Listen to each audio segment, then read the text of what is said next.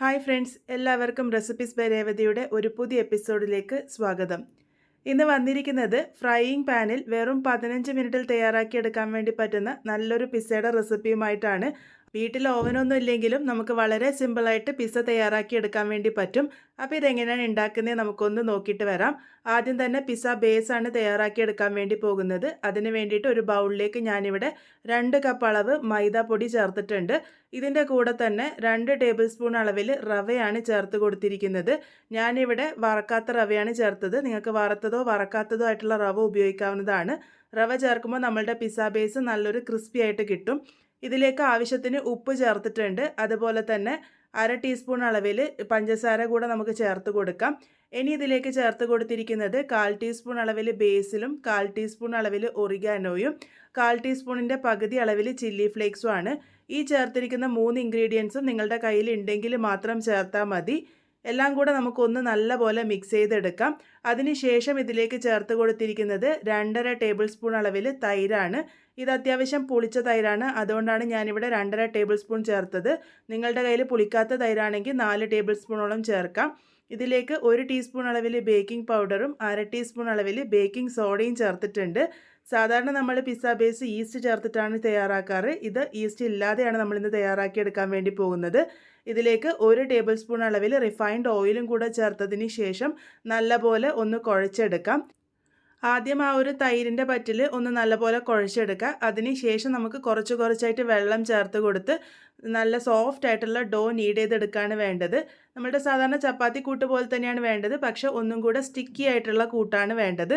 അപ്പോൾ ഈ ഒരു രീതിക്ക് ഞാനിപ്പം കൂട്ട് തയ്യാറാക്കിയിട്ടുണ്ട്. നിങ്ങൾക്ക് കാണുമ്പോൾ തന്നെ മനസ്സിലാകുന്നുണ്ടാവും ഒരല്പം സ്റ്റിക്കി ആയിട്ടാണുള്ളത്. ഇതുപോലെ കൂട്ട് തയ്യാറാക്കിയതിന് ശേഷം ഒരു 5 മിനിറ്റ് നേരം കൈയെടുക്കാതെ നല്ലപോലെ നീഡ് ചെയ്യുക. നമ്മൾ പിസ്സ ബേസ് ആയാലും ബ്രെഡ് ആയാലും ഒക്കെ തയ്യാറാക്കി എടുക്കുമ്പോൾ ഇതുപോലെ നന്നായിട്ട് നീഡ് ചെയ്തെടുക്കണം. ഞാനിതിപ്പോൾ കയ്യിൽ വെച്ചിട്ട് വലിച്ചും കൂടെ ഒന്ന് നീഡ് ചെയ്തെടുത്തിട്ടുണ്ട്. നിങ്ങൾക്ക് ബോർഡിൽ വേണമെങ്കിലും വെച്ച് ചെയ്തെടുക്കാവുന്നതാണ്. നല്ല സോഫ്റ്റ് ആയിട്ട് വേണം നമ്മളുടെ കൂട്ടിരിക്കാൻ വേണ്ടിയിട്ട്. അപ്പോൾ ഈ ഒരു രീതിക്ക് കൂട്ട് തയ്യാറാക്കി എടുത്തിട്ടുണ്ട്. അതിനുശേഷം ഇതിൻ്റെ മുകളിലേക്കായിട്ട് 1/2 ടീസ്പൂൺ അളവിൽ ഓയിൽ ചേർത്ത് കൊടുത്തിട്ടുണ്ട്. പുറമെ ഒന്നും ഡ്രൈ ആവാതിരിക്കാൻ വേണ്ടിയിട്ടാണ് ഇതുപോലെ ഓയിൽ ചേർക്കുന്നത്. അതിനുശേഷം 30 മിനിറ്റ് നേരത്തേക്ക് ഇതൊന്ന് റെസ്റ്റ് ചെയ്യാൻ വേണ്ടി വെക്കാം. ആ ഒരു സമയത്ത് നമ്മൾക്ക് ഇതിനായിട്ടുള്ള സോസ് തയ്യാറാക്കിയെടുക്കാം. അതിന് വേണ്ടിയിട്ട് 1/2 കപ്പ് അളവ് ടൊമാറ്റോ സോസ് ഞാൻ ഒഴിച്ചു കൊടുത്തിട്ടുണ്ട്. ഇതിൻ്റെ കൂടെ നമ്മൾ ചേർത്ത് കൊടുക്കുന്നത് 1 ടീസ്പൂൺ അളവിൽ ഒറിഗാനോ ആണ്. ഇനി ഇതിലേക്ക് 1/2 ടീസ്പൂൺ അളവിൽ ചില്ലി ഫ്ലേക്സും 1/2 ടീസ്പൂൺ അളവിൽ മുളക് പൊടി കൂടെ ചേർത്തിട്ടുണ്ട്. ഇനി ഇതിലേക്ക് ഒരു 1/4 ടീസ്പൂൺ അളവിൽ ഉപ്പ് ചേർത്ത് കൊടുക്കാം. അതുപോലെ തന്നെ 1/4 ടീസ്പൂൺ അളവിൽ പഞ്ചസാരയും ചേർത്തിട്ടുണ്ട്. ഒരു 1/4 ടീസ്പൂൺ അളവിൽ ബേസിലും 1/4 ടീസ്പൂൺ അളവിൽ തൈമും ചേർത്ത് കൊടുക്കാം. ഈ പറഞ്ഞിരിക്കുന്ന ബേസിലും തൈമും ഒറിഗാനോ ഒക്കെ സൂപ്പർ മാർക്കറ്റിൽ അവൈലബിൾ ആയിട്ടുള്ളതാണ്. ഇതിലേക്ക് 1 ടീസ്പൂൺ അളവിൽ വെളുത്തുള്ളി ചതച്ചതും കൂടെ ചേർത്തിട്ട് നല്ലപോലെ മിക്സ് ചെയ്തെടുത്തു കഴിഞ്ഞാൽ നമ്മളുടെ സോസ് തയ്യാറായി.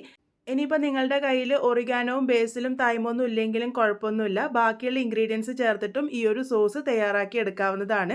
ടേസ്റ്റിൽ ഒരല്പം വ്യത്യാസം വരും, അത്ര മാത്രമേ ഉള്ളൂ.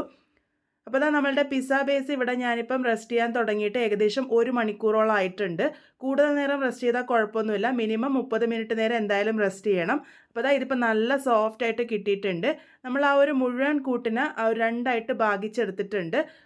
അതിലൊരു ഭാഗം എടുത്തിട്ട് വീണ്ടും നമുക്ക് ഒന്ന് 2ആയിട്ട് ഭാഗിച്ചെടുക്കാം. പക്ഷേ അതിൽ ഒരു ഭാഗം എന്ന് പറയുന്നത് കുറച്ച് ചെറുതും മറ്റേത് കുറച്ച് വലുതുമായിട്ട് കട്ട് ചെയ്യാൻ വേണ്ടിയിട്ട് ശ്രദ്ധിക്കണം. നമ്മൾ ഈ ഒരു പിസ്സ ചീസ് ബസ്റ്റായിട്ടാണ് തയ്യാറാക്കിയെടുക്കാൻ വേണ്ടി പോകുന്നത്. അതുകൊണ്ടാണ് ഇതുപോലെ 2 കട്ട് ചെയ്തിരിക്കുന്നത്. അല്ലാന്നുണ്ടെങ്കിൽ ഒരു കൂട്ടന്നെ ആക്കിയിട്ടും തയ്യാറാക്കിയെടുക്കാവുന്നതാണ്. ഇതിൽ ചെറിയ ഉരുള എടുത്തതിന് ശേഷം കുറച്ച് മൈദ തൂവിയിട്ട് ഇതുപോലെ ഒന്ന് പരത്തി കൊടുക്കുക. ഒരുപാട് കനം കുറച്ച് പരത്തേണ്ട ആവശ്യമില്ല. ഈ ഒരു കനത്തിലാണ് പരത്തിയെടുത്തിരിക്കുന്നത്. ഇനി ഇതിൻ്റെ മുകളിൽ ഫോർക്ക് ഉപയോഗിച്ച് ഇതുപോലെ ഒന്ന് കുത്തി കൊടുക്കാം. ഇതുപോലെ കുത്തി കൊടുത്തില്ല എന്നുണ്ടെങ്കിൽ നമ്മളിത് കുക്ക് ചെയ്തെടുക്കുമ്പോൾ പൂരി പോലെ പൊന്തി വരും. ആ ഒരു പൊന്തി വരുന്നത് ഒഴിവാക്കാൻ വേണ്ടിയിട്ടാണ് ഇതുപോലെ കുത്തി കൊടുത്തിരിക്കുന്നത്. അതിനുശേഷം ഇത് നമുക്കൊരു പാനിലിട്ടിട്ട് ചൂടാക്കിയെടുക്കാം. ഇത് ഫുള്ളായിട്ട് കുക്ക് ചെയ്യേണ്ട ആവശ്യമില്ല, ഹാഫ് കുക്കാണ് ചെയ്യേണ്ടത്. ഇതുപോലെ ഒരു ഭാഗത്ത് ബബിൾസ് വരുമ്പോൾ നമുക്ക് മറിച്ചിട്ട് കൊടുക്കാം.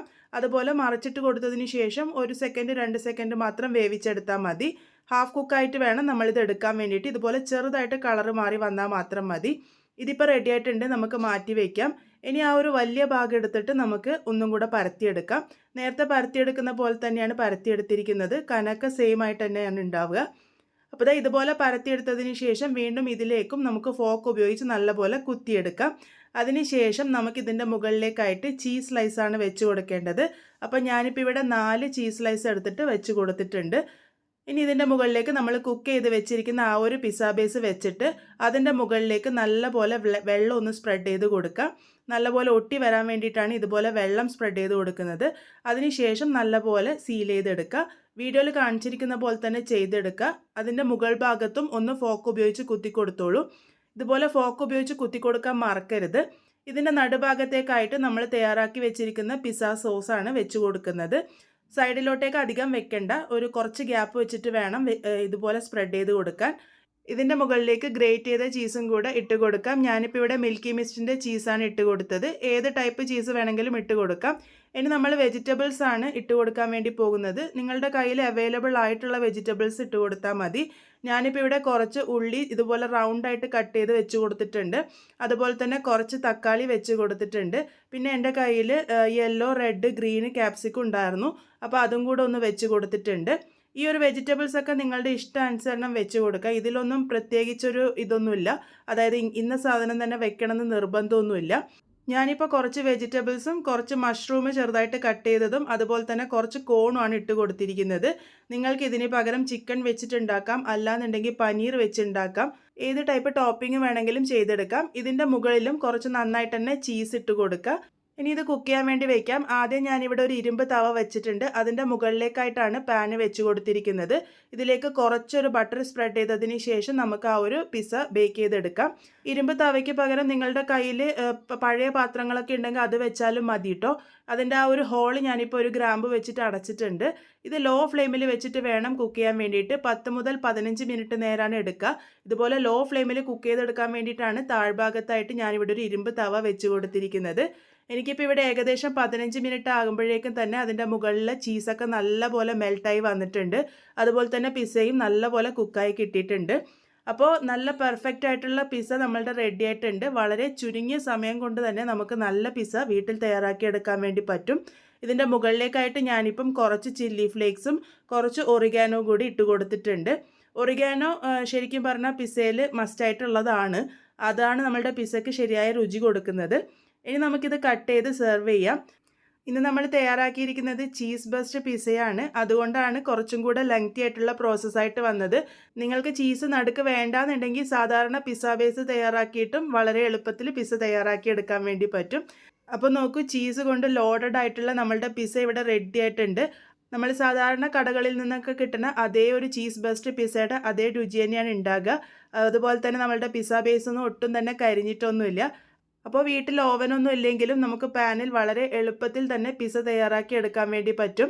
എല്ലാവരും എന്തായാലും ട്രൈ ചെയ്ത് നോക്കുമെന്ന് പ്രതീക്ഷിക്കുന്നു. ട്രൈ ചെയ്തതിന് ശേഷം നിങ്ങളുടെ ഫീഡ്ബാക്ക്സ് കമൻറ്റ് ബോക്സ് വഴി അറിയിക്കാൻ വേണ്ടി മറക്കരുത്. വീണ്ടും ഒരു നല്ല റെസിപ്പിയുമായി കാണാം.